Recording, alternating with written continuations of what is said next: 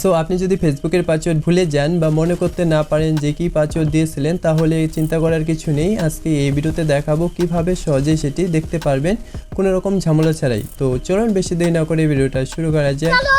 তো প্রথমে Chrome browser অ্যাপটাকে open করবে, তারপর উপরে ডান দিকে দেখতে পারবে 3 ডট রয়েছে, সেই 3 ডটে ক্লিক করবে। তারপর এখানে সেটিংয়ে ক্লিক করে তারপরে এখানে গুগল পাসওয়ার্ড ম্যানেজারে ক্লিক করবে। তারপরে এখানে ফেসবুক সিলেক্ট করবে। তারপরে এখানে আপনার মোবাইলের যে লকটা রয়েছে সেই লকটা এখানে দিয়ে নেবে।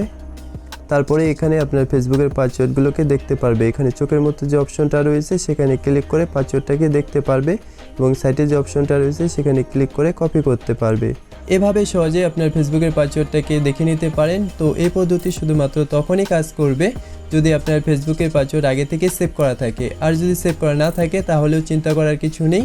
তার জন্য ফেসবুক অ্যাপটাকে ওপেন করবে, লগইন সেকশন থেকে ফরগেট পাসওয়ার্ডটাতে ক্লিক করবে।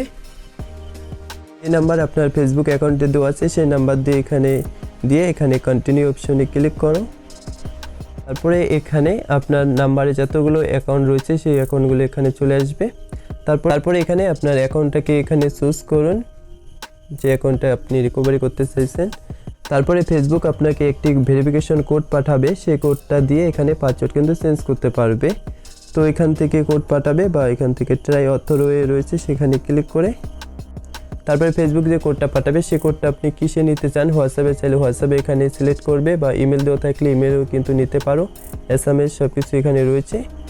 তারপর আমরা এই হোয়াটসঅ্যাপে নিব, কারণ হোয়াটসঅ্যাপে তাড়াতাড়ি কোডটা চলে আসে। তো এখানে হোয়াটসঅ্যাপে সিলেক্ট করে এখানে কন্টিনিউ অপশনে ক্লিক করব।